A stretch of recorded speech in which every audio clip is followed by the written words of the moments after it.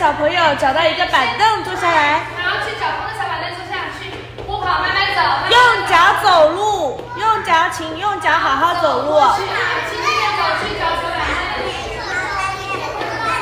我看一看谁的小嘴巴没有闭上。等一下，我肯定不会给他乐器，因为太吵了。安静的过来。对，我是小黄老师。小手和小手交头。我的名字叫黄老师。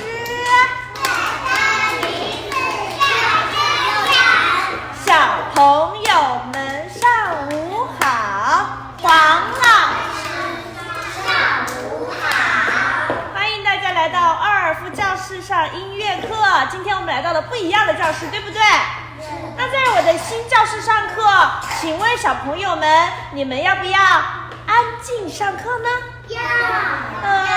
可不可以随便下位呢？不可以。可不可以大声说话？请你们控制好自己的身体，我们现在就要来开始上课喽。我的乐器会给听话身体的小朋友哦。对。是不是？好，那现在是的，要乖乖的，请小朋友们帮我想一下，在上节课我的大树生病了，是谁在看病啊？啄木鸟，它在哪里呀？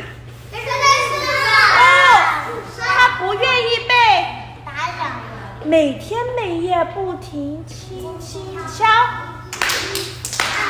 轻轻敲。非常棒，那我看一看，这一次黄老师没有請别人来唱歌，我要请小朋友们自己来唱歌，看一看谁的歌声最好听，我的棒棒糖鼓就去找谁哟，准备好了吗？好，那我现在放音乐喽。酷狗，谢谢。Hello， 酷狗，大家睡觉了。准备开始。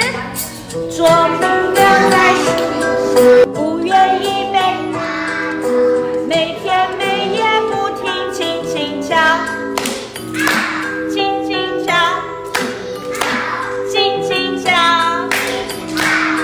哇，太棒了！我决定这个歌本来有3遍，我决定你们唱1遍就给你们发乐器哦。